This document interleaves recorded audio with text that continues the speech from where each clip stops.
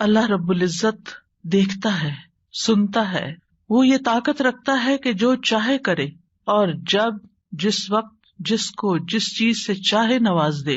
اس لیے اگر ہمارا یہ یقین ہے کہ ہمارا رب ایسا ہی ہے تو اس چیز سے ہمارے اندر دعا کا جذبہ اور زیادہ پیدا ہوگا۔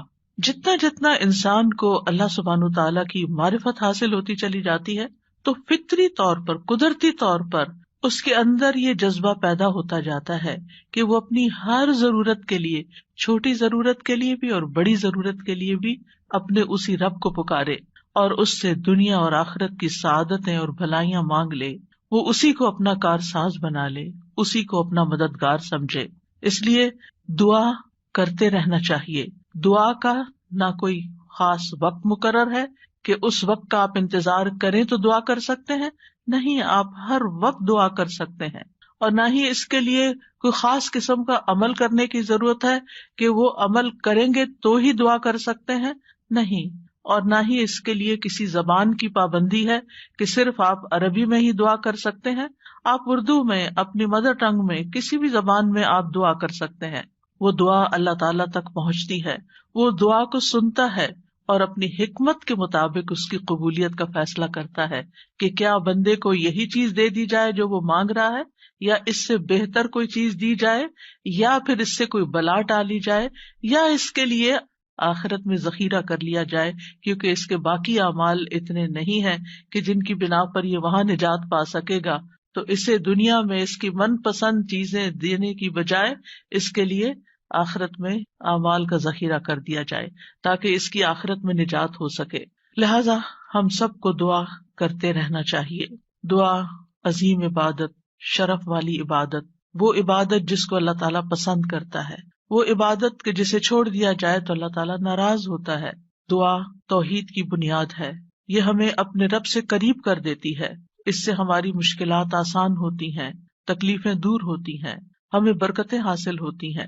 لہٰذا جو مشکلات سے نکلنا چاہتا ہے وہ دعا کو اپنے لیے لازم کر لے، کیونکہ اللہ تعالیٰ ہی پریشانیوں کو دور کرتا ہے۔ امن یجیب المضطر اذا دعاہ ویکشف السوء، بھلا کون ہے جو لاچار کی فریاد رسی کرتا ہے جب وہ اسے پکارتا ہے اور اس کی تکلیف کو دور کر دیتا ہے۔ تو جو شخص بھی مشکلات سے، پریشانیوں سے نجات چاہتا ہے اس کے لیے ضروری ہے کہ وہ دعا کو لازم کر لے، کیونکہ اللہ تعالیٰ ہی پریشانیاں دور کرتا ہے۔ اللہ تعالیٰ کے علاوہ کوئی نہیں جو پریشانی دور کر سکے۔ وقتی طور پر کوئی آپ کو دلاسا دے دے گا، کوئی آپ کی ہمت افزائی کر دے گا، کوئی آپ کا دکھ بانٹ لے گا، لیکن آپ کی مشکل صرف اور صرف اللہ تعالیٰ ہی حل کر سکتا ہے۔ وَإِن يَمْسَسْكَ اللَّهُ بِضُرٍّ فَلَا كَاشِفَ لَهُ إِلَّا هُوَ وَإِن يَمْسَسْكَ بِخَيْرٍ فَهُوَ عَلَى كُلِّ شَيْءٍ قَدِيرٌ، اگر اللہ تجھے کوئی تکلیف پہنچائے تو اس کے سوا اسے کوئی دور کرنے والا نہیں، اور اگر وہ تجھے کوئی بھلائی پہنچائے تو وہ ہر چیز پر پوری طرح قادر ہے۔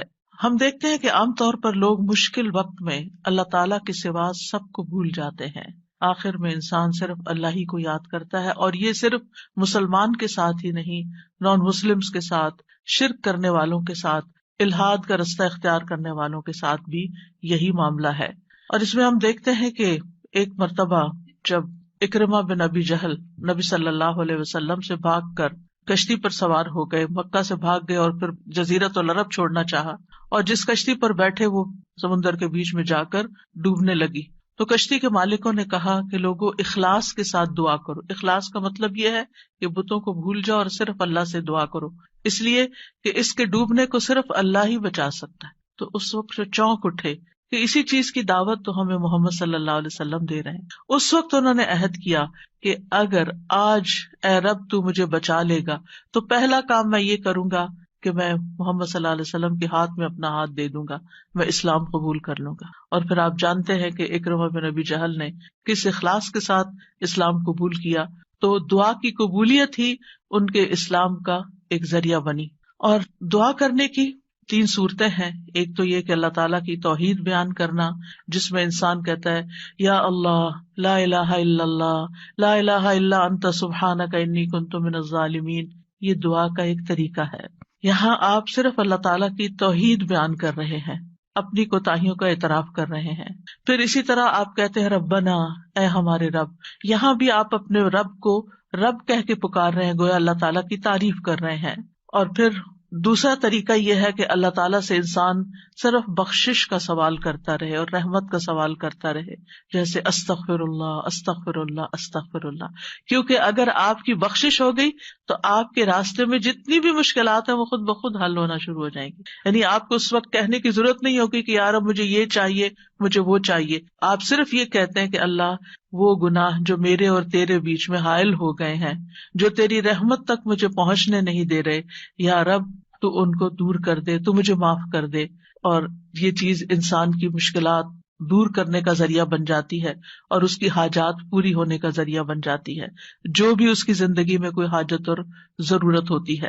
اسی طرح کبھی آپ اللہ سے صرف رحمت کا سوال کر رہے ہوتے ہیں، یا حی یا قیوم برحمتک استغیث، صرف رحمت مانگ رہے ہوتے ہیں. کیونکہ اگر اللہ سبحانہ تعالیٰ کی رحمت آ جائے تو ساری مشکلات ہی آسان ہو جائیں، پھر تو کوئی غم ہی نہ رہے، کوئی پریشانی ہی نہ رہے. اور تیسرا طریقہ ہے کہ انسان اللہ تعالیٰ سے اپنی دنیاوی حاجات مانگے یا آخرت کی ضروریات مانگے، جیسے اے اللہ مجھے مال دے، اے اللہ مجھے اولاد دے، اے اللہ مجھے گھر دے، اے اللہ مجھے گاڑی دے. اور صحابہ اتنی چھوٹی چھوٹی چیزیں میں مانگتے تھے، جیسے جوتی کا تسمہ اگر ٹوٹ گیا تو بھی اللہ سے مانگتے تھے. چھوٹی سے چھوٹی ضرورت سے لے کے بڑی ضرورت تک براہ راست اللہ تعالیٰ سے مانگی جا سکتی، اور اس میں کوئی عیب کی بات نہیں، کوئی گناہ کی بات نہیں. وہ آپ کا رب ہے، وہ سب سے زیادہ آپ کا خیر خواہ ہے، لہٰذا آپ اس سے نہیں مانگیں گے تو کس سے مانگیں گے؟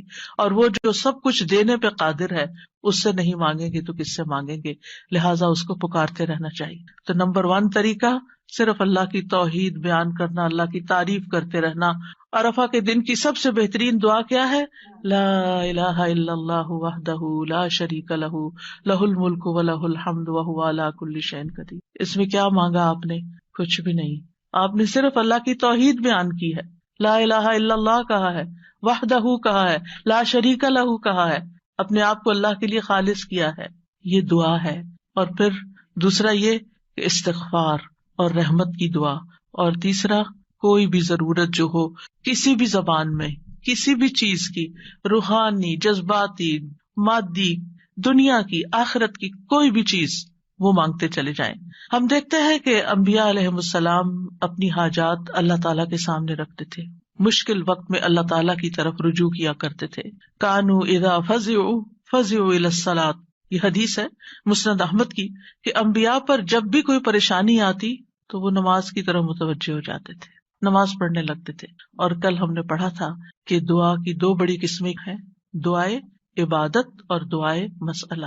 کہ عبادت بھی بذات خود دعا ہے، دعائے حال ہے، یعنی ہم ایسی حالت میں ہیں، ایسی عبادت میں ہیں کہ جو اللہ کی رحمت کو ہماری طرف متوجہ کر رہی ہے. انسان سب سے زیادہ اللہ کے قریب کہاں ہوتا ہے؟ سجدے کی حالت میں، اقرب الیہ. لہذا خوب وہاں دعا کرنی چاہیے. تو نماز بذات خود پریئر ہے، اس کو کہتے بھی پریئر ہے. جو صلاۃ کا معنی بھی دعا ہے، تو وہ تو دعا کا مجموعہ ہے. اسی لیے وَاسْتَعِینُوا بِالصَّبْرِ وَالصَّلَاةِ، جب انسان پر کوئی مشکل آئے تو فوراً نماز کی طرف جائے اور نماز پڑھ کر اللہ تعالیٰ سے دعا بھی کرے. اور بذات خود اگر نوافل پہ نوافل بھی پڑھ رہا ہے یا طویل قیام کر رہا ہے، طویل سجدہ کر رہا ہے، تو یہ بھی ایک طرح سے دعا یا عبادت ہی کی حالت میں ہے. انبیاء علیہم السلام کی دعائیں کیوں قبول ہوئی؟ ہم ایک کے بعد ایک پیغمبر کے بارے میں قرآن مجید میں پڑھتے ہیں اور ہر پیغمبر کی دعا کے بارے میں پڑھتے ہیں کہ وہ قبول ہو گئی. کیوں؟ انہم کانوا یسارعون فی الخیرات ویدعوننا رغبا ورہبا. 2 کام تھے ان کے. ایک تو یہ کہ وہ نیکی کے کاموں میں بہت جلدی کرتے تھے، یسارعون فی الخیرات. تو دعاؤں کی قبولیت کے لیے کیا ہے؟ نیکیوں میں جلدی کریں، نیکیوں میں دوڑ لگائیں، نیکیوں میں آگے بڑھیں. وَيَدْعُونَنَا رَغَبًا وَرَهَبًا، اور وہ ہمیں پکارتے تھے رغبت کے ساتھ بھی اور رہبت کے ساتھ بھی، امید کے ساتھ بھی اور خوف کے ساتھ بھی.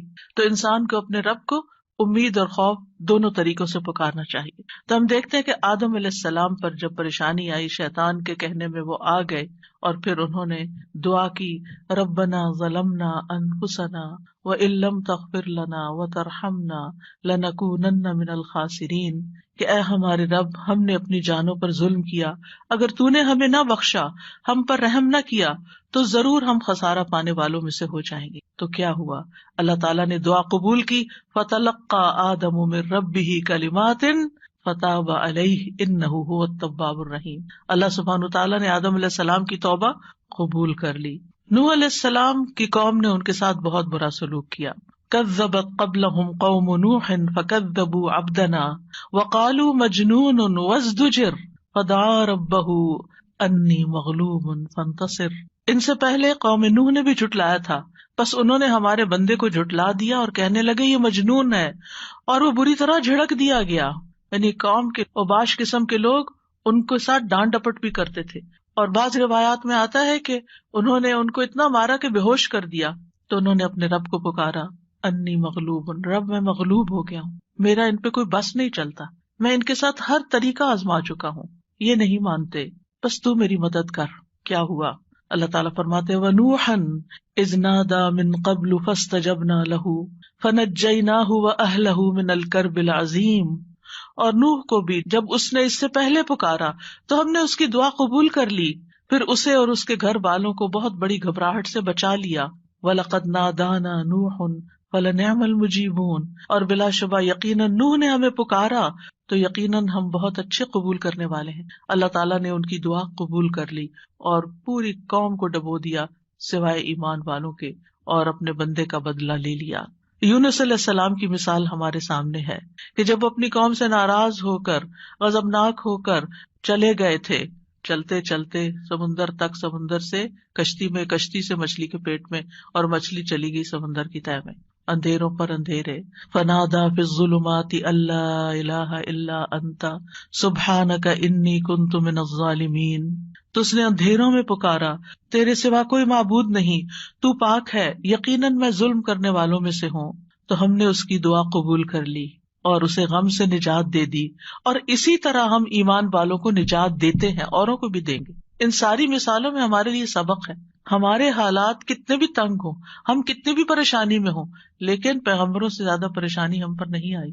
بعض جگہوں پر آتا ہے کہ آدم علیہ السلام 300 سال تک یہ دعا کرتے رہے، روتے رہے کہ مجھ سے غلطی ہوئی ہے۔ بالآخر رب نے ان کو کلمات سکھائے اور پھر دعا انہوں نے مانگی اور ان کی نجات ہوئی۔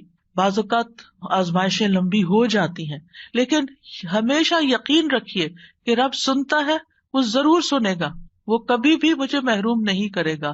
لم اکم بدعائک رب شقیہ، تجھ سے مانگ کر اے رب میں کبھی بھی نامراد نہیں ہوا، تو ضرور سننے والا ہے۔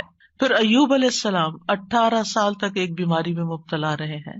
وَأَيُّوبَ إِذْ نَادَى رَبَّهُ أَنِّي مَسَّنِيَ الضُّرُّ وَأَنْتَ أَرْحَمُ الرَّاحِمِينَ فَاسْتَجَبْنَا لَهُ فَكَشَفْنَا مَا بِهِ مِنْ ضُرٍّ وَآتَيْنَاهُ أَهْلَهُ وَمِثْلَهُمْ مَعَهُمْ رَحْمَةً مِّنْ عِنْدِنَا وَذِكْرَىٰ لِلْعَابِدِينَ۔ اور ایوب جب اس نے اپنے رب کو پکارا کہ بے شک مجھے تکلیف پہنچی ہے اور تو رحم کرنے والوں میں سب سے زیادہ رحم کرنے والا ہے، تو ہم نے اس کی دعا قبول کر لی، بس اسے جو تکلیف تھی دور کر دی، اور اس کے گھر والے اور ان کے ساتھ اتنے ہی اور عطا کر دیے اپنے پاس سے رحمت کے طور پر۔ ان لوگوں کے لیے یاد دہانی ہے یہ جو عبادت کرنے والے ہیں۔ یعنی بعض اوقات انسان سوچتا ہے میں عبادت بھی کرتا ہوں، میں اللہ تعالیٰ کی حرام کردہ چیزوں سے بھی بچتا ہوں، لیکن میں دعا کرتا رہتا ہوں مگر میری دعا نہیں سنی جاتی، معلوم نہیں کیوں۔ اب دیکھیے کس طرح یعقوب علیہ السلام سال ہا سال تک، بعض روایات میں 40 سال اور بعض میں اس سے بھی زیادہ وقت کے لیے وہ بیٹے سے جدا ہوئے تھے، اور مسلسل دعا کرتے رہے، مایوس نہیں ہوئے۔ اللہ تعالیٰ نے بالآخر ان کی دعا سن لی۔ چھوڑنا نہیں، پیچھے نہیں ہٹنا۔ ایوب علیہ السلام نے کہا تھا انی مسنی الضر وانت ارحم الراحمین، اللہ مجھے تکلیف پہنچی ہے اور تو سب سے بڑا رحم کرنے والا ہے، تو سب مہربانوں میں سے بڑھ کر مہربان ہے، تو مہربانی نہیں کرے گا تو اور کون کرے گا۔ تو یہاں انہوں نے اللہ تعالیٰ کی رحمت کی فریاد کی۔ پھر ابراہیم علیہ السلام مشکل ترین حالات میں اللہ تعالیٰ پر توکل کرتے ہیں۔ ابن عباس کہتے ہیں کہ یہ کلمہ حسبنا اللہ ونعم الوکیل ابراہیم علیہ السلام نے اس وقت کہا تھا جب انہیں آگ میں ڈالا گیا تھا، اور ان کے اس کلمے کی وجہ سے ان پر آگ ٹھنڈی ہو گئی، کیونکہ انہوں نے کہا تھا حسبنا اللہ و نعم الوکیل، حسبنا اللہ، اللہ ہمیں کافی ہے۔ یہ بھی پکارنے کا ایک انداز ہے، اللہ کی رحمت کو طلب کرنے کا ایک انداز ہے۔ اور ان کے اس کہنے پر اللہ سبحانہ تعالیٰ نے کیا فرمایا، قلنا یا نار کونی بردم وسلاما علی ابراہیم، اے آگ تو ابراہیم پر سراسر ٹھنڈک اور سلامتی والی بن جا۔ ابراہیم علیہ السلام نے نیک اولاد کی دعا کی، رب ہب لی من الصالحین فبشرناہ بغلام حلیم، اے میرے رب مجھے لڑکا عطا کر جو نیکوں میں سے ہو، تو ہم نے اسے ایک بردبار لڑکے کی خوشخبری دی، بغلام حلیم۔ ایسا نہیں ہوا کہ ابراہیم علیہ السلام نے ادھر دعا کی اور ادھر ان کو اسحاق اور اسماعیل علیہ السلام مل گئے، انتہائی بڑھاپے کی حالت میں جا کر بہت سالوں کے بعد دعا قبول ہوئی، لیکن قبول ہوئی۔ ہمارے لیے اس میں سبق یہ ہے کہ مانگتے رہیں چاہے سال ہا سال گزر جائیں۔ اور پھر وہ کہتے ہیں الحمدللہ الذی وہب لی علی الکبر اسماعیل و اسحاق ان ربی لسمیع الدعاء، سب تعریف اس اللہ کی ہے جس نے مجھے بڑھاپے کے باوجود اسماعیل اور اسحاق عطا کیے، بے شک میرا رب تو بہت دعا سننے والا ہے۔ اللہ سبحانہ تعالیٰ نے انہیں ہدایت یافتہ اولاد عطا کی تھی، یہ ان کے صبر کا نتیجہ تھا۔ ان کی زندگی تو مشکل میں گزری، لیکن اس کا بدلہ اللہ نے ان کو کیا دیا کہ ایسی اولاد دی جو ہمیشہ کے لیے ان کے لیے ناموری کا سبب بنی۔ وَوَهَبْنَا لَهُ إِسْحَاقَ وَيَعْقُوبَ، صرف بیٹا نہیں، بیٹے کے بعد پوتے کی بھی خوشخبری دی۔ كُلًّا هَدَيْنَا، ہر ایک کو ہم نے ہدایت دی۔ وَنُوحًا هَدَيْنَا مِن قبل، نوح علیہ السلام کو اس سے پہلے ہم نے گائیڈ کیا۔ وَمِن ذُرِّيَّتِهِ دَاوُودَ وَسُلَيْمَانَ وَأَيُّوبَ وَيُوسُفَ وَمُوسَى وَهَارُونَ وَكَذَلِكَ نَجْزِي الْمُحْسِنِينَ، اور اس کی اولاد میں سے داؤد اور سلیمان اور ایوب اور یوسف اور موسیٰ اور ہارون، اور اسی طرح ہم نیکی کرنے والوں کو جزا دیتے ہیں۔ یعقوب علیہ السلام کا حال آپ کے سامنے ہے، انہوں نے اپنے غم اور دکھ کی فریاد لوگوں کے سامنے نہیں کی، لوگوں کو جا کر اپنے دل کا حال نہیں بتایا۔ کیا کہا، انما اشکو بثی وحزنی الی اللہ واعلم من اللہ ما لا تعلمون۔ یعقوب علیہ السلام نے کہا، بے شک میں اپنی بے قراری اور غم کی شکایت صرف اللہ سے کرتا ہوں، اللہ ہی میرے دل کا حال جانتا ہے کہ یہاں کیسی کیسی بے قراری ہے بچے کی جدائی میں، اور میں اللہ کی طرف سے وہ باتیں جانتا ہوں جو تم نہیں جانتے۔ بہت کچھ جاننے کے باوجود انہیں یہ نہیں پتا تھا کہ بیٹا مصر میں ہے، اللہ نے نہیں بتایا۔ وہ کہہ سکتے تھے نا، اللہ تعالیٰ مجھے بتا دیں وہ کہاں ہے، آپ تو جانتے ہیں، آپ مجھے بھی بتا دیں، لیکن اللہ سبحانہ تعالیٰ نے اس کا بھی ایک وقت رکھا تھا۔ اگر پیغمبروں کے لیے قبولیت کا ایک وقت ہے تو ہمارے لیے بھی دعاؤں کی قبولیت کا ایک وقت ہوتا ہے۔ قبولیت کا مطلب یہ نہیں ہوتا کہ بس منہ سے نکلتے ہی بات آپ کی فرمائش پوری ہو جائے۔ اور پھر آپ دیکھیے کہ کس طرح اللہ تعالیٰ نے ان کی دعا قبول کر لی۔ اور پھر ہم دیکھتے ہیں کہ یوسف علیہ السلام کی مثال، انہوں نے تو اپنے لیے ایک انوکھی ہی دعا مانگی، قال رب السجن احب الی، قید خانے میں جانے کی دعا کی تاکہ ان عورتوں کا قید اور مکر جو ہے وہ ان سے دور ہو جائے۔ فاستجاب له ربه فصرف عنه کیدہن، رب نے اس کی دعا قبول کر لی اور ان عورتوں کا مکر فریب حضرت یوسف سے ہٹا دیا۔ انہ هو السمیع العلیم، بے شک وہ خوب سننے والا، خوب جاننے والا ہے۔ پھر موسیٰ علیہ السلام کی دعا، کس طرح وہ مدین پہنچتے ہیں تھکے ہارے، کئی دن کے پیدل سفر کے بعد جا کر ابھی بیٹھتے ہیں تو فوراً دیکھتے ہیں کہ کچھ لڑکیاں اپنا ریوڑ لے کے کھڑی ہیں، پانی نہیں پلا پا رہی، خود تھکے ہوئے ہیں، خود بھوکے بھی ہیں، پیاسے بھی ہیں، زخمی بھی ہیں، کچھ فیوچر کا نہیں پتا، لیکن کیا کرتے ہیں، سب سے پہلے اپنے رب کو پکارتے ہیں، ربی انی لما انزلت الی من خیر فقیر، اور صرف دعا مانگ کے وہیں درخت کے نیچے بیٹھ نہیں جاتے، بلکہ اٹھ کے ان بچیوں کے پاس جاتے ہیں کہ یہ تمہارا کیا معاملہ ہے، اور ان کے سارے ریوڑ کو پانی پلاتے ہیں۔ اور آپ سوچئے کہ ایک شخص جو خود اتنا تھکا، وہ اپنے آپ کو وہاں رکھ کے دیکھیے، اگر ہم اتنا لمبا سفر کر کے آئیں اور ہم سے کوئی پانی مانگ بیٹھے، خود تو آفر کرنا دور کی بات، کوئی اور مانگ بیٹھے تو شاید ہم جھڑک ہی دیں کہ میں نے بھی تو اتنا ہی سفر کیا نہیں جتنا تم نے کیا۔ یہیں سے تو ہماری لڑائیاں فساد شروع ہوتے ہیں گھروں میں۔ لیکن نیکی کرنے والے انہم کانوا یسارعون فی الخیرات، نیکی کے کاموں میں بہت جلدی کرتے تھے، سستی نہیں کرتے تھے، ضرورت مند کو دیکھا، پہچان لیا، اٹھے، نیکی کی، اور ابھی واپس آ کے بیٹھے ہی تھے کہ اللہ سبحانہ تعالیٰ کی طرف سے ہر چیز کی بشارت آ گئی اور وہ بچی واپس آئی اور پھر گھر لے کر گئی. کھانے پینے کا بھی انتظام ہو گیا, شادی کا بھی انتظام ہو گیا, ٹھکانے کا بھی انتظام ہو گیا, اور اچھی صالح نیک کمپنی کا بھی. جب آپ کسی اجنبی ملک میں جاتے ہیں تو آپ کو نہیں پتا ہوتا کہ آپ کو کیسے دوست ملیں گے, آپ کے نیبرز کون سے ہوں گے, آپ کا تعلق کن لوگوں سے ہوگا. لیکن یہ اللہ کی کتنی بڑی رحمت تھی کہ اللہ تعالیٰ نے انہیں ایک نیک صالح انسان کے ساتھ جوڑ دیا کہ اس کی بیٹی کی شادی حضرت موسیٰ علیہ السلام سے ہو گئی اور ان کے درمیان ایک رشتہ قائم ہو گیا. یہ بھی سراسر اللہ کی رحمت تھی. اللہ تعالیٰ نے ان کی دعا قبول کی. موسیٰ علیہ السلام نے ہر مشکل مرحلے میں اللہ تعالیٰ کو ہی پکارا. فرعون کے دربار میں جانے لگتے ہیں تو کیا پڑھتے ہیں؟ رب اشرح لی صدری ویسر لی امری واحلل عقدۃ من لسانی یفقہوا قولی واجعل لی وزیرا من اہلی ہارون اخی. رب اشرح لی کے علاوہ کہ جو کام کرنے جا رہا ہوں یا اللہ اس کے لیے میرا دل کھول دے, میرا کام آسان کر دے, میری زبان کی گرہ کھول دے, یعنی میرے بولنے میں سلاست ہو جائے اور اس طرح کی کمیونیکیشن ہو کہ لوگ میری بات سمجھ جائیں, ان کو میری بات سمجھ آ جائے تاکہ وہ مقصد پورا ہو جائے, اور میرے گھر والوں میں سے ایک میرا مددگار بنا دے. اللہ تعالیٰ نے ہارون علیہ السلام کو نبی بنا کر ان کا مددگار بنا دیا. زکریا علیہ السلام کی مثال, مایوس نہیں ہے, سال ہر سال تک اولاد کی دعا کرتے, انتہائی بڑھاپے میں بھی.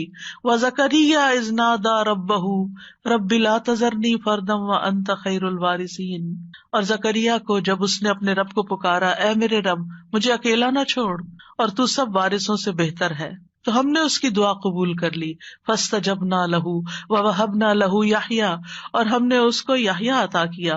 وَأَصْلَحْنَا لَهُ زَوْجَهُ, اور اس کی بیوی کو اس کے لیے درست کر دیا.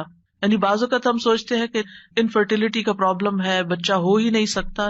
اللہ تعالیٰ سب کچھ کر سکتا ہے, اللہ تعالیٰ وہ بھی ٹھیک کر سکتا ہے, کیونکہ ان اللہ علی کل شیء قدیر, اللہ تعالیٰ ہر چیز پر قدرت رکھتا ہے. اس لیے مایوسی کس بات کی؟ اللہ کے بندے کبھی بھی مایوس نہیں ہوتے.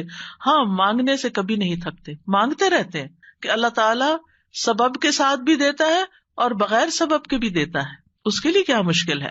پھر نبی صلی اللہ علیہ وسلم کس طرح دعا کرتے ہیں, استستغیثون ربکم فاستجاب لکم انی ممدکم بألف من الملائکۃ مردفین. جب تم اپنے رب سے مدد مانگ رہے تھے تو اس نے تمہاری دعا قبول کر لی کہ بے شک میں 1000 فرشتوں کے ساتھ تمہاری مدد کرنے والا ہوں جو ایک دوسرے کے پیچھے آنے والے ہیں. کس طرح نبی صلی اللہ علیہ وسلم بدر کے میدان میں فریادیں کر رہے تھے, اپنے رب کو پکار رہے تھے. دیر اینڈ دن خوشخبری آ گئی کہ فرشتوں سے مدد کی جائے گی. انبیاء علیہ السلام کے علاوہ ہم دیکھتے ہیں کہ دیگر افراد بھی جنہوں نے اللہ تعالیٰ سے دعا کی, اللہ سبحانہ تعالیٰ نے ان کی دعا سن لی. سورۃ المؤمن میں جو مرد مومن ہے, جو فرعون کے دربار میں سے ہی ایک شخص اٹھتا ہے اور پھر وہ لوگوں کو نصیحت کرتا ہے, اور کیا کہتا ہے, فَسَتَذْكُرُونَ مَا أَقُولُ لَكُمْ وَأُفَوِّضُ أَمْرِي إِلَى اللَّهِ إِنَّ اللَّهَ بَصِيرٌ بِالْعِبَادِ. فرعون کے دربار میں ایک شخص کا اٹھ کر لوگوں کو سمجھانا, فرعون کو سمجھانا, خوب نصیحتیں کرنا, کھلم کھلا موسیٰ علیہ السلام پر ایمان لانا, یہ بہت بڑی بغاوت تھی اور بہت بڑا نقصان ہو سکتا تھا. لیکن اس مرد مومن نے کیا کہا, افوض امری الی اللہ, میں اپنا معاملہ اللہ کے سپرد کرتا ہوں. کیا ہوا پھر, فوقاہ اللہ سیئات ما مکروا وحاق بآل فرعون سوء العذاب, اللہ نے اسے ان کی بری چالوں سے بچا لیا جو انہوں نے تدبیریں کی تھی, ان سے نجات دی, اور آل فرعون کو برے عذاب نے گھیر لیا. اللہ نے اپنے بندے کو بچا لیا اور پوری قوم کو ڈبو دیا. پھر اسی طرح کچھ واقعات احادیث میں آتے ہیں, جیسے غار والوں کا قصہ ہے, کس طرح اللہ سبحانہ تعالیٰ نے ان کی دعائیں سنی اور صرف دعاؤں کے نتیجے میں غار کے دروازے سے پتھر ہٹ گیا اور وہ باہر نکل آئے. پھر اسی طرح ایک اور بچے کا واقعہ ملتا ہے جسے بادشاہ نے جادوگر کے پاس جادو سیکھنے کے لیے بھیجا, تو اس نے جادو سیکھنے کی بجائے الٹا اللہ تعالیٰ کی پہچان کا علم کسی سے حاصل کر لیا راستے میں. جب بادشاہ کو پتا چلا تو بہت ناراض ہوا اور غصے میں آ کر اس نے کہا کہ اس بچے کو فلاں پہاڑ پہ لے جاؤ اور اسے پہاڑ کی چوٹی سے گرا دو تاکہ یہ ہلاک ہو جائے, اور اگر یہ اپنے دین سے پھر جائے تو اسے چھوڑ دینا, انکار کرے تو نیچے پھینک دینا.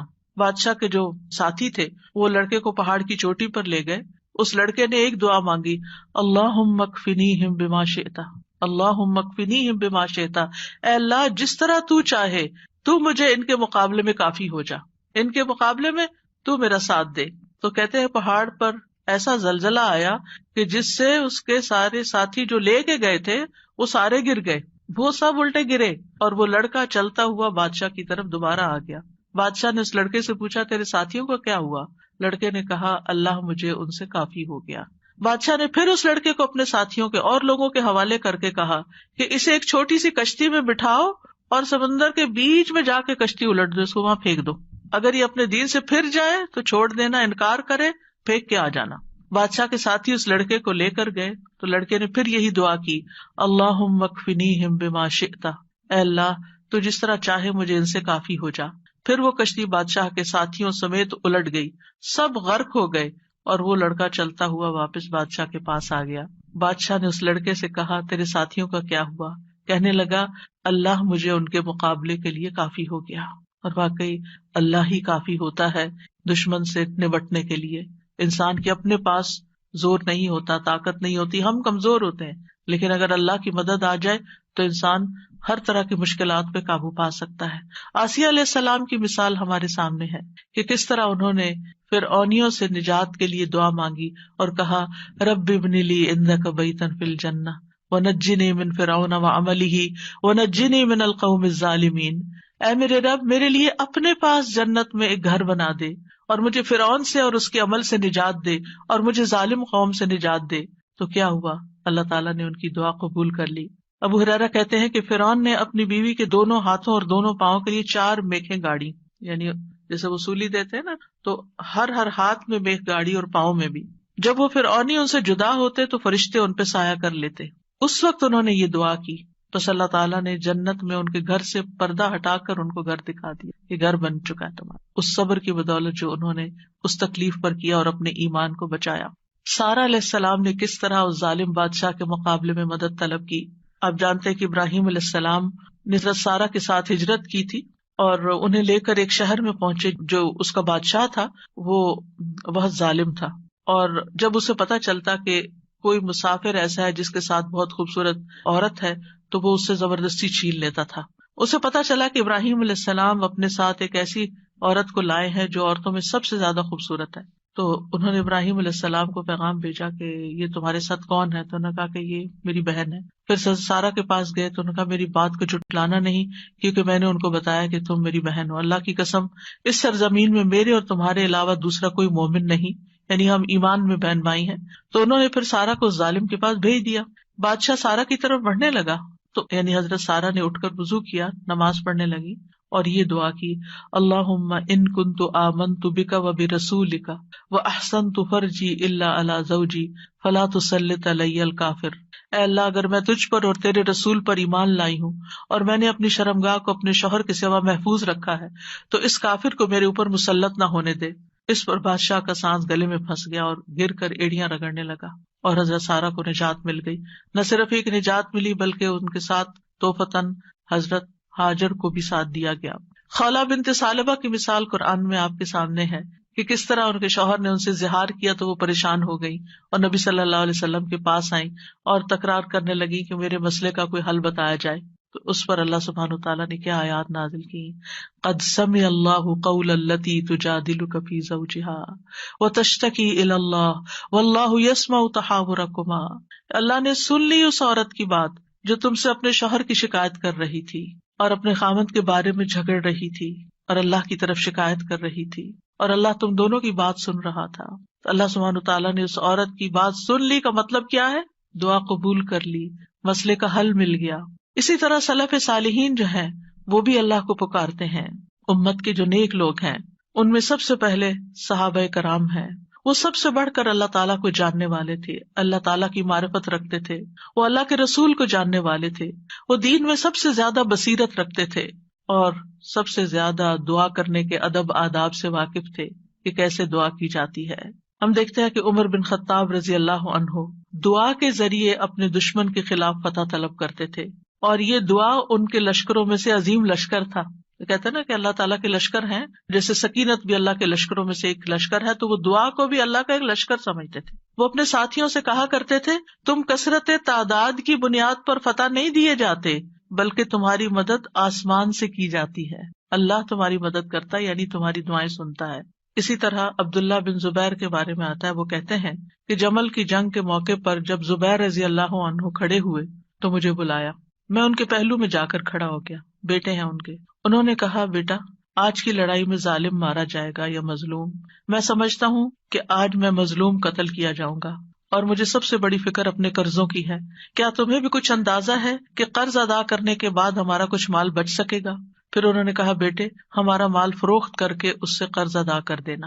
کہنے لگے بیٹا اگر قرض ادا کرنے سے عاجز ہو جاؤ تو میرے مولا سے اس میں مدد چاہنا، کام نہ ہو تو اللہ سے مدد چاہنا. عبداللہ نے بیان کیا کہ اللہ کی قسم، ان کے بیٹے کہتے ہیں اللہ کی قسم میں ان کی بات اس وقت نہ سمجھ سکا.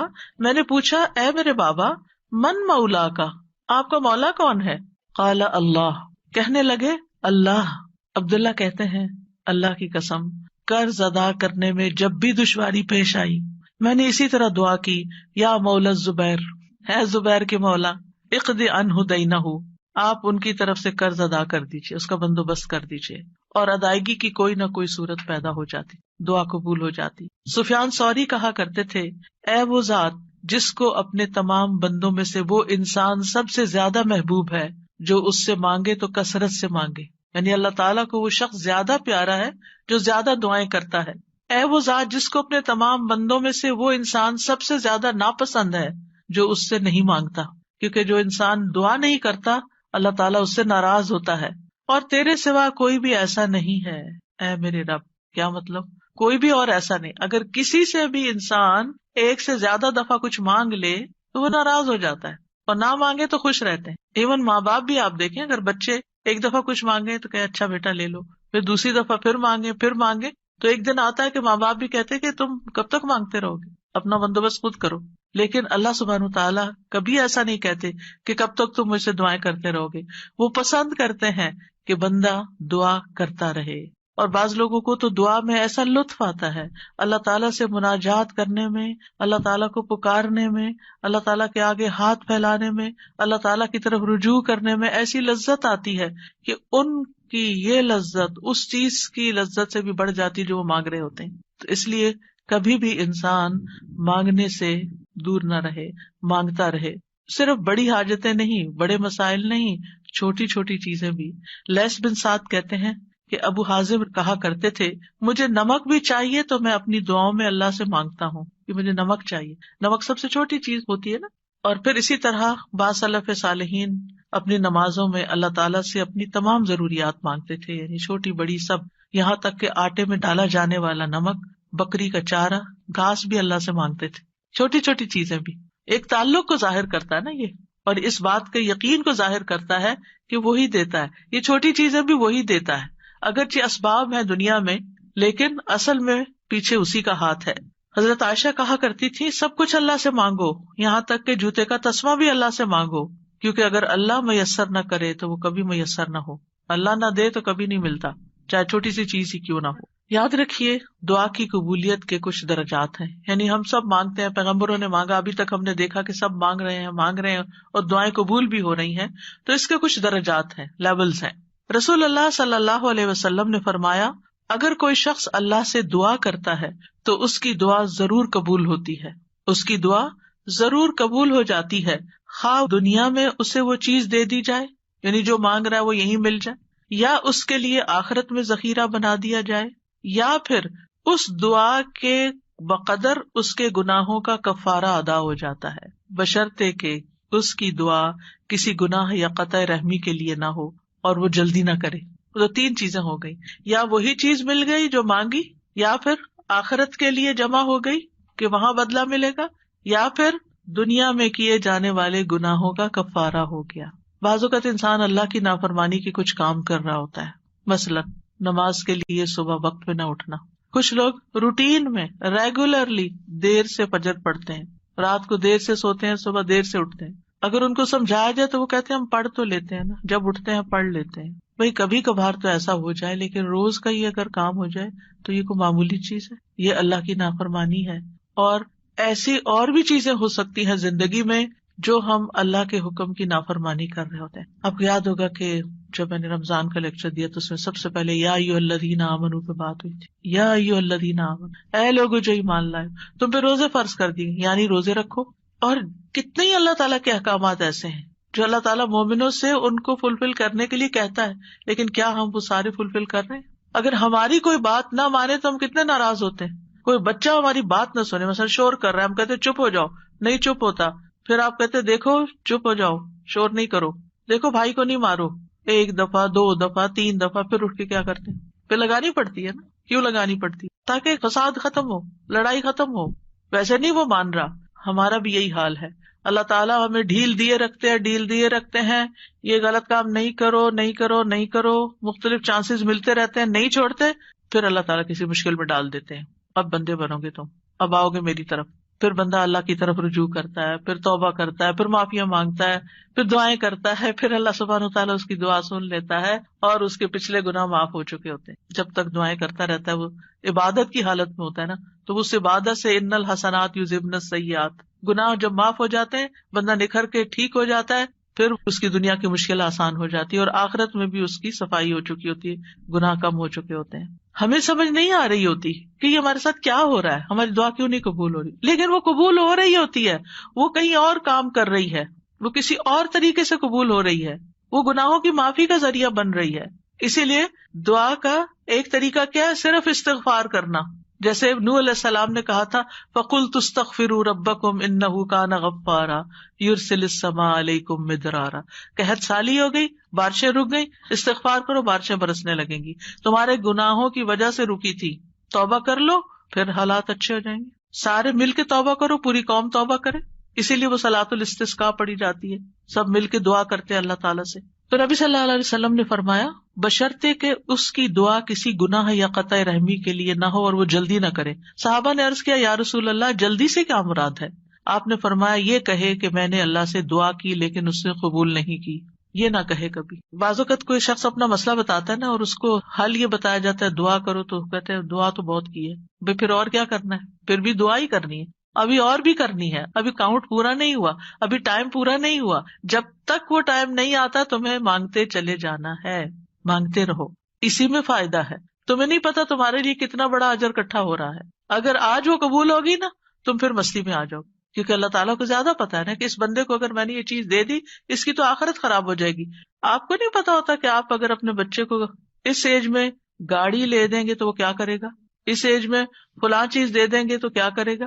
حالانکہ آپ افورڈ کر سکتے ہیں، آپ اس کو دے سکتے ہیں، لیکن کیوں نہیں کوئی چیز دیتے اس وقت جب وہ مانگ رہا ہوتا ہے، آپ کی منتیں کر رہا ہوتا ہے، دائیں بائیں آگے پیچھے دن رات آپ کے پیچھے بچے پڑ جاتے. مجھے یاد ہے کہ میرے ایک بچے کو جب فون چاہیے تھا تو پیچھا ہی نہیں چھوڑتا تھا، دن رات میرے پیچھے. میں نہیں دینا چاہتی تھی کہ ابھی وہ ایج نہیں میچورٹی کی کہ جس میں فون دیا جائے. تو کیا میں ظالم تھی؟ نہیں، اسی کی خاطر، اسی پر مہربانی اور اسی کے فائدے کی خاطر نہیں دینا چاہتی. یہ تو ہم انسان ہیں کم عقل، چھوٹی سی عقل میں تھوڑی سی بات سمجھ جاتے ہیں کہ ابھی یہ چیز نہیں دینی. اسی طرح آپ کے گھر میں مثلاً کوئی شوگر کا پیشنٹ ہے، اس کا من پسند کھانا رکھا ہوا ہے لیکن آپ اس کو نہیں دیتے. کیوں نہیں دیتے؟ ایسا نہیں ہے کہ وہ ہے نہیں کھانا، سب کچھ ہے، لیکن اس لیے نہیں دیتے کہ وہ کھا کر بیمار ہوگا اور بیمار ہوگا، سخت نقصان ہو سکتا ہے. نہیں دینا. تو کیا اللہ تعالیٰ کو نہیں پتا کہ جو کچھ ہم مانگ رہے ہیں وہ ابھی ہمیں اس کو دینا ہے یا نہیں دینا، ابھی یہ کام ہو جانا چاہیے یا نہیں ہو جانا چاہیے؟ اس کو ہم سے زیادہ پتا ہے. وَلِلَّهِ الْمَثَلُ الْأَعْلَىٰ. اس لیے کوئی بھی اگر دعا قبول نہیں ہوتی کوئی بات نہیں، موقع غنیمت جانے اللہ سے قریب ہونے کا، قریب تر ہوتے جانے کا. اسی میں خیر ہے، اسی میں بھلائی ہے. قَدْ جَعَلَ اللَّهُ لِكُلِّ شَيْءٍ قَدْرًا. اللہ نے ہر چیز کا ایک اندازہ رکھا ہے، وقت رکھا ہے، ایک ٹائم ہے، اس پر ہو جائے گا. اب یہ جو 3 ہے قبولیت کے راستے، ان میں سے سب سے پہلا کہ کبھی اللہ تعالیٰ وہ چیز دے دیتا ہے جو ہم مانگتے ہیں. مثلاً ابراہیم علیہ السلام نے نیک بیٹا مانگا تھا، ربی حبلی من الصالحین. انہوں نے صرف بیٹا نہیں مانگا، کہا ربی حبلی من الصالحین، اللہ مجھے نیک بیٹا دے. کتنی عقل مند تھے نا. ہم جب کوئی چیز مانگتے ہیں تو بس کہتے ہیں کچھ مل جائے، بس جو بھی مل جائے لے لیں گے. نہیں، کوالٹی والی چیز مانگے، اللہ سب کچھ دے سکتا ہے. تو اللہ تعالیٰ نے کیا کیا؟ فبشرناہ بغلام حلیم. تو ہم نے اسے ایک بہت بردبار لڑکے کی، بہت ٹالرنٹ، بہت ہمبل، بہت اچھے اخلاق والے بچے کی خوشخبری دی. آپ دیکھیں کہ ہم حلم اور برداشت کو نیکی نہیں عام طور پہ سمجھتے کہ یہ بھی کوئی نیکی، حالانکہ یہ نیکیوں کی بنیاد بن جاتی. جس بندے کے اندر ٹالرنس ہوتی ہے، وہ دوسرے کی بات سن کے برداشت کر جاتا ہے، وہ وار سہ جاتا ہے، وہ شوق برداشت کر لیتا ہے، تو یہ کتنی بڑی کوالٹی، کتنی بڑی خوبی کہ کوئی آپ کو اوفینڈ کر رہا ہے اور آپ اوفینڈ نہ ہو، اور اگر ہوں بھی تو آپ برداشت کر جائیں اور اپنے منہ سے کچھ نہ بولیں، ایک کان سے سونے دوسرے سے نکال دیں اور اس کو دل پر نہ لیں. کچھ لوگوں کا حال یہ ہوتا ہے کہ اگر چھوٹی سی بھی کوئی بات ان کو کہہ دے تو وہ ان کے اندر ایسی ہلچل مچاتی ہے کہ انہیں ہر چیز بھول جاتی ہے اور وہ وہی سوچے جاتے. یہ بھی اپنے آپ کو ٹارچر دینا ہے. جس نے وہ بات کی اس کو تو شاید خبر بھی نہ ہو، تو میٹھی نیند سو رہا ہو اور آپ خواہ اپنے بستر پہ کروٹ بدل رہے ہیں. تو یہ کیا ہے؟ ریزسٹنس نہیں ہے آپ کے اندر. آپ ہر چیز لیے جا رہے ہیں اپنے اوپر. بھیا کیوں اپنے اوپر ہر چیز لیے جا رہے ہیں؟ پرے پھینکے اس کو اٹھا کے کہ اس نے کہا، اس کا اخلاق، اس کی غلطی اسی پر. میں اپنے دل میں یہ نہیں سوچوں. اپنے آپ کو بول کے کہا کرے. آواز کا بھی ایک اثر ہوتا ہے. بولا کرے مجھے اس بات کو اب نہیں سوچنا، مجھے اس کو محسوس نہیں کرنا، مجھے اپنے دل میں نہیں رکھنا، اور پیٹرن بریک کر کے کچھ ایسی چیز پڑھے، کچھ ایسا کام کرے کہ بھول جائیں اس کو. اور نیکسٹ ٹائم وہ شخص سامنے آئے تو منہ بنا کے اور غصے کی آنکھوں سے مت دیکھیں، اچھے سے اسمائل کر کے دیکھیں، اچھے سے اسمائل کر کے بات کریں. آپ دیکھیں گے کہ وہ جو غصہ آیا بھی تھا نا وہ کہیں چلا جائے گا. لیکن ہم غصے کو پرورش دیتے ہیں، اس کی پرورش کرتے ہیں. کہا تھا نا اس نے، اب میں نے اس کے ساتھ یہ کرا، اندر ہی کھچڑی پکاتے رہتے ہیں. اور جب وہ شخص سامنے آتا ہے تو کوئی نہ کوئی سخت لفظ بول جاتے ہیں کیونکہ ہم بدلہ لینا چاہ رہے ہوتے. اب کیا ہے، آپ نے تو ایک لفظ بولا، ہو سکتا ہے وہ 10 اور بول دے. آپ بتائیں کیا کریں گے؟ مسئلہ تو حل نہیں ہوا، مسئلہ تو وہیں کھڑا رہا، پریشانی تو وہیں رہی، تو کیا فائدہ ہوا؟ تو اس لیے یہ حلم کی کوالٹی جو ہے، یہ برداشت کی کوالٹی جو ہے، بہت بڑی خوبی ہے. اور آپ دیکھیے کہ اگر آپ کے بچے کے اندر یہ ہے نا تو آپ بڑی خوش قسمت پیرنٹ ہیں کہ آپ اس کو ڈانٹ رہے ہیں، آپ اس کو سنا رہے ہیں اور وہ آگے سے آپ کو جواب نہیں دیتا. کتنے خوش قسمت ہیں آپ کہ آپ کا بچہ آپ کی ڈانٹ سن لیتا ہے، آپ کا بچہ آپ کا غصہ برداشت کر جاتا ہے اور پھر بھی آپ کے ساتھ اچھا سلوک کرتا ہے. یہ کوئی چھوٹی نعمت ہے؟ یہ ہے نیک ہونا، یہ نیکی کی علامت ہے. انہوں نے کہا اللہ نیک بچہ چاہیے. اللہ نے کہا اچھا یہ حلیم بچہ لے لو، حلم والا ہے. اسی لیے تو جب انہوں نے کہا آؤ میں تمہیں ذبح کرتا ہوں تو وہ حاضر ہو گئے. ٹھیک ہے ذبح بھی کر لیں. آج آپ دیکھیں کہ بعض اوقات ہمارے بچے دنیاوی لحاظ سے بڑے کامیاب ہوتے لیکن ایک چھوٹی سی بات ان کو کہہ دیں تو وہ اتنے زیادہ اوفینڈ ہو جاتے. تو وہ آنکھوں کی ٹھنڈک تو نہ ہوئے نا، صرف ان کی دنیاوی کامیابی ہے، وہ تو ان کے اپنے لیے ہے دنیاوی کامیابی. ٹھیک ہے ماں باپ کو بھی نیک نامی سے کچھ حصہ مل جاتا ہے لیکن ماں باپ کی آنکھوں کی ٹھنڈک اولاد کی نیکی ہوتی ہے. یہ جو ہم کہتے ہیں نا ربنا ہب لنا من ازواجنا وذریاتنا قرۃ اعین، تو ایک ایمان والے کے لیے آنکھوں کی ٹھنڈک اس میں ہوتی ہے کہ بچہ خیر اور بھلائی کے کتنے کام کرتا ہے. بہرحال ان کی دعا قبول ہو گئی. کبھی ایسا بھی ہوتا ہے کہ مانگی ہوئی چیز سے اللہ تعالیٰ زیادہ بہتر چیز آپ کو دے دیتا ہے. آپ کچھ اور مانگ رہے تھے، آپ کو مانگنا نہیں آ رہا تھا، اللہ تعالیٰ کو آپ پر پیار آیا، آپ نے چھوٹا مانگا، اللہ نے اس سے بڑھ کر آپ کو دے دیا. کئی دفعہ ہم کہتے ہیں نا کہ میں نے تو کبھی یہ سوچا بھی نہیں تھا، میں نے اتنا نہیں مانگا تھا. میرے ایک رشتے دار ہیں، اللہ نے ان کو بہت دیا، تو کبھی میری بات ہوتی ہے ان سے تو کہتے ہیں کہ میں نے اتنا نہیں مانگا تھا، میں نے اتنا نہیں مانگا تھا، اور اللہ تعالیٰ دیتا ہی چلا جا رہا ہے. تو ایسا بھی ہوتا ہے کہ بعض اوقات آپ والدین کے بڑے ہی فرما بردار ہوتے ہیں، ان کے دکھ درد کے ساتھی ہوتے ہیں، اور اللہ سبحانہ وتعالیٰ آپ کو صلہ رحمی کا ویسے بھی وعدہ ہے کہ جو رشتے جوڑے گا، جو ماں باپ کے ساتھ احسان کا برتاؤ کرے گا، رشتے جوڑے گا، تعلقات اچھے رکھے گا، اللہ تعالیٰ اس کی عمر اور رزق میں برکت عطا فرمائے گا. یہ رزق کے دروازوں میں سے ایک دروازہ ہے کہ تھوڑا بھی ہے تب بھی احسان کا معاملہ کرو، رشتے داروں کے ساتھ اپنے تعلقات ریلیشن شپ اچھے رکھو. تو اللہ سبحانہ تعالیٰ کبھی کبھی ہم کچھ مانگتے ہیں، اللہ تعالیٰ ہمیں اس سے بھی بہتر عطا کرتا ہے. آپ دیکھیے عمران کی بیوی نے کیا کہا تھا، ربی انی نذرت لک ما فی بطنی محررا، اللہ میں نے تیرے لیے اس کی نظر مانی ہے جو میرے پیٹ میں ہے وہ آزاد ہوگا، فتقبل منی، آپ مجھ سے قبول کر لیں، انک انت السمیع العلیم، آپ سننے والے ہیں، سب کچھ جاننے والے ہیں. اور اب کیا ہوا، بیٹی پیدا ہو گئی. انہوں نے سمجھا کہ بیٹی کوئی اچھی چیز نہیں، بیٹا چاہیے تھا، خیال ان کا یہ تھا. واللہ اعلم بما وضعت ولیس الذکر کالانثی، اللہ تعالیٰ نے کیا فرمایا کہ لڑکا لڑکی کی طرح نہیں ہوتا، یہاں جو کام بیٹی کرے گی وہ بیٹا نہیں کر سکتا. اور پھر حضرت مریم سے کیسی خیر دنیا میں جاری ہوئی، اللہ نے ان کو کس طرح چنا، ایمان والی عورتوں کی سردار ہیں وہ. کبھی اللہ تعالیٰ مانگی ہوئی چیز جیسی کوئی تکلیف دور کر دیتا ہے. آپ کچھ مانگ رہے ہوتے ہیں اور ادھر سے تکلیف آ رہی ہوتی ہے، اللہ تعالیٰ اس مانگنے کی وجہ سے اس تکلیف کو پیچھے ہٹا دیتے ہیں. ہم کہتے ہیں ہماری دعا قبول نہیں، کتنی غلط بات کرتے ہیں، استغفر اللہ. ہم کہتے ہیں میری دعا قبول نہیں، بھائی ہو چکی ہے، اللہ نے فرمایا ہے نا اجیب دعوت الداعی اذا دعانی، میں قبول کرتا ہوں. کیسے کہتے ہو نہیں قبول ہوتی؟ ہوئی ہے، تمہیں نہیں پتا کس شکل میں ہوئی ہے. تم چھوٹی چیز مانگ رہے تھے، میں تمہیں بہتر دینے والا ہوں. تم کچھ مانگ رہے تھے، میں تم سے مصیبت دور کر رہا ہوں. اگر وہ مصیبت دور نہ کرو تو یہ تمہاری مانگی ہوئی چیز مل بھی جائے تو تم فائدہ نہیں اٹھا سکتے اس سے. نبی صلی اللہ علیہ وسلم نے فرمایا جو مسلمان کوئی ایسی دعا کرے جس میں گناہ یا قطع رحمی کا کوئی پہلو نہ ہو تو اللہ اسے 3 میں سے کوئی ایک چیز ضرور عطا فرماتے ہیں. یا تو فوراً ہی اس کی دعا قبول کر لی جاتی, یا آخرت کے لیے ذخیرہ کر لی جاتی, یا اس سے اس جیسی کوئی تکلیف دور کر دی جاتی. صحابہ نے عرض کیا اس طرح تو پھر ہم بہت کثرت کریں گے.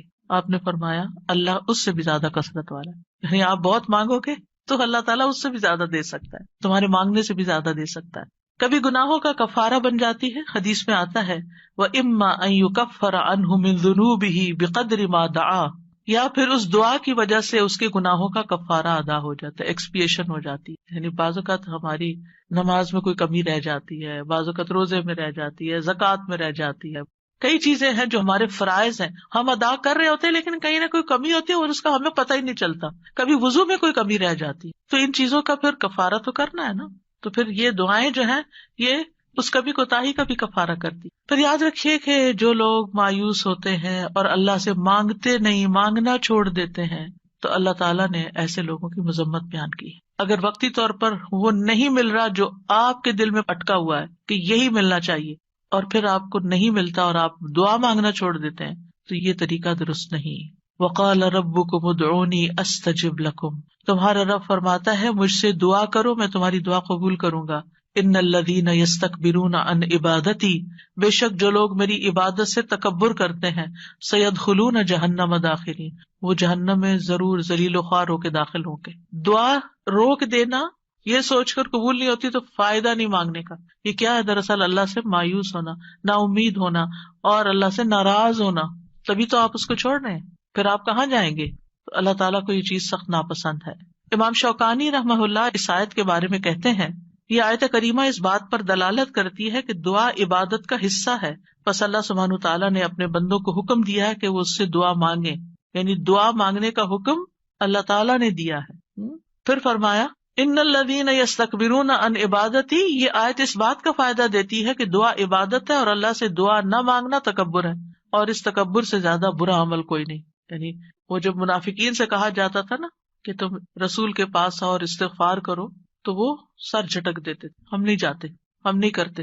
آج بھی آپ دیکھیں کہ بعض اوقات کسی کو نیکی کی کوئی بات کہی جاتی کہ یہ صدقہ کر لو, یہ نیکی کر لو, تو وہ سر جھٹک کے چلے جاتے, اور نہیں تمہارے پاس کچھ کہنے کو ہر وقت یہی نصیحت ہے. تو انسان کی اس میں سب سے زیادہ محرومی ہے کہ انسان دعا چھوڑ دے, اس ہستی سے مانگنا چھوڑ دے جو اس کا خالق ہے, اس کا مالک ہے, اس کا رازق ہے, اس کو زندگی دینے والا ہے, اس کی موت بھی اس کے ہاتھ میں ہے, ثواب اور سزا دینے والا ہے.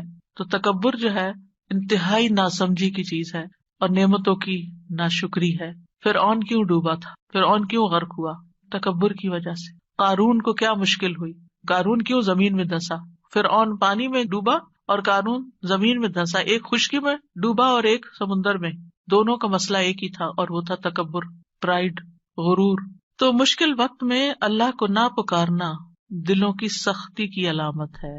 یعنی جو تکلیف کے وقت بھی اللہ سے دعا نہیں کرتا, اس کا مطلب یہ کہ اس کا دل سخت ہو چکا ہے, ہارڈ ہارٹیڈ ہے. سورۃ الانعام میں اللہ تعالیٰ فرماتے ہیں فلولا اذ جاءہم بأسنا تضرعوا, پھر جب ہمارا عذاب ان پر آیا تو انہوں نے عاجزی کیوں نہیں کی, دعائیں کیوں نہیں کی کہ اللہ اس عذاب کو ٹال دے. ولکن قست قلوبہم, لیکن ان کے دل سخت ہو گئے تھے. وزین لہم الشیطان ما کانوا یعملون, اور شیطان نے ان کے لیے وہ سب خوشنما بنا دیا تھا جو وہ کیا کرتے تھے. ان کے اپنے عمل جو کہ obviously اللہ تعالیٰ کی ناراضگی کے تھے, وہ انہیں بڑے اچھے لگتے تھے اور سمجھتے تھے ہم بالکل ٹھیک کر رہے ہیں, ہم ٹھیک جا رہے ہیں. انسانوں میں سب سے زیادہ عبادت گزار کون تھا؟ اللہ کے رسول صلی اللہ علیہ وسلم. لیکن سب سے زیادہ ہمبلنس اور سب سے زیادہ دعائیں بھی آپ نے مانگی. یعنی جب میں مسنون اذکار دیکھتی ہوں, سبحان اللہ, یعنی کہ آپ تہجد کے وقت اٹھنے کے وقت سے لے کر پھر آپ فجر پڑھنے اور اس کے بیچ میں صبح کے اذکار اور پھر اس کے بعد جو ہر موقع کے اذکار اور پھر نمازیں اس کے علاوہ ہے, تلاوت قرآن اس کے علاوہ ہے, اور پھر رات کو سوتے وقت کے اذکار. یعنی اگر ان سارے اذکار کو انسان جمع کرتا ہے تو یعنی حیرانی ہوتی ہے کہ کس کثرت سے آپ اللہ کو یاد کرتے تھے. اور یہ ہمبلنس کی علامت ہے, حالانکہ آپ سب سے زیادہ عبادت گزار تھے, پھر بھی سب سے زیادہ دعائیں کرتے تھے, اللہ سے مانگتے رہتے تھے. اور لوگوں میں سب سے زیادہ بے بس وہ ہے جو دعا مانگنے سے بے بس ہے، جو دعا نہیں مانگتا. یاد رکھیے اللہ تعالیٰ سے مایوس ہونا کبیرہ گناہ ہے. ابن عباس کہتے ہیں ایک آدمی نے کہا اے اللہ کے رسول، کبیرہ گناہ کون کون سے ہیں، بڑے بڑے گناہ کون سے ہیں؟ آپ نے فرمایا اللہ کے ساتھ شرک کرنا، اللہ کے رزق سے مایوس ہو جانا اور اللہ کی رحمت سے مایوس ہونا. کبھی بھی مایوس نہیں ہونا چاہیے. پھر ایک اور بات اس سلسلے میں یہ یاد رکھی جائے کہ جہاں ہمیں اللہ سے مانگنا چاہیے وہاں ہمیں غیر اللہ سے نہیں مانگنا چاہیے، کیونکہ اللہ کے سوا سب سہارے کمزور ہیں.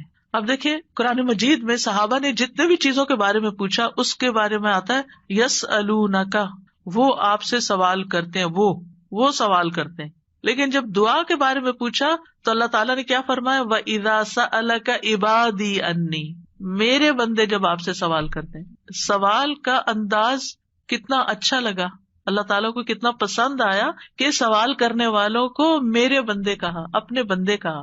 اس سے آپ اندازہ لگائیے دعا کی اہمیت کا. تو اللہ تعالیٰ نے یہ نہیں کہا قل یا فقل انی قریب، فرمایا انی قریب، وَإِذَا سَأَلَكَ عِبَادِي عَنِّي فَإِنِّي قَرِيب، بس انہیں بتا دو کہ میں قریب ہی ہوں.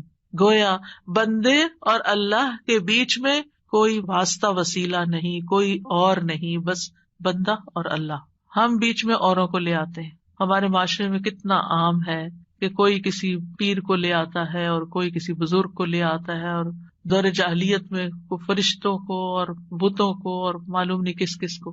ما نعبدہم الا لیقربونا الی اللہ زلفیٰ. مانگیں اللہ سے، غیر اللہ کی طرف نہیں جائیں. غیر اللہ کے سہارے سب کمزور ہیں. مثل الذین اتخذوا من دون اللہ اولیاء کمثل العنکبوت اتخذت بیتا وان اوہن البیوت لبیت العنکبوت لو کانوا یعلمون. ان لوگوں کی مثال جنہوں نے اللہ کے سوا اور مددگار بنا رکھے ہیں، مکڑی کی مثال جیسی ہے جس نے گھر بنایا، حالانکہ بے شک سب گھروں میں سے کمزور گھر مکڑی کا ہے اگر وہ جانتے ہوتے. غیر اللہ تو ایک مکھی بھی پیدا نہیں کر سکتے. غیر اللہ کو پکارنا سب سے بڑی گمراہی ہے. وَمَنْ أَضَلُّ مِمَّنْ يَدْعُو مِن دُونِ اللَّهِ مَن لَّا يَسْتَجِيبُ لَهُ إِلَىٰ يَوْمِ الْقِيَامَةِ وَهُمْ عَن دُعَائِهِمْ غَافِلُونَ. اور اس سے بڑھ کر کون گمراہ ہے جو اللہ کے سوا انہیں پکارتا ہے جو قیامت تک اس کی دعا قبول نہیں کریں گے. یعنی قبروں میں سوئے ہوئے یا فرشتے یا جن یا کوئی اور مخلوق، کسی سے بھی نہیں، اور وہ ان کے پکارنے سے بے خبر ہیں. اور جب سب لوگ اکٹھے کیے جائیں گے تو وہ ان کے دشمن بن جائیں گے، یعنی غیر اللہ وہ دشمن بن جائیں گے اور ان کی عبادت سے منکر ہوں گے. کیوں نہیں پکارنا چاہیے غیر اللہ کو؟ کیونکہ اللہ کے سوا کوئی کسی چیز کا مالک نہیں ہے.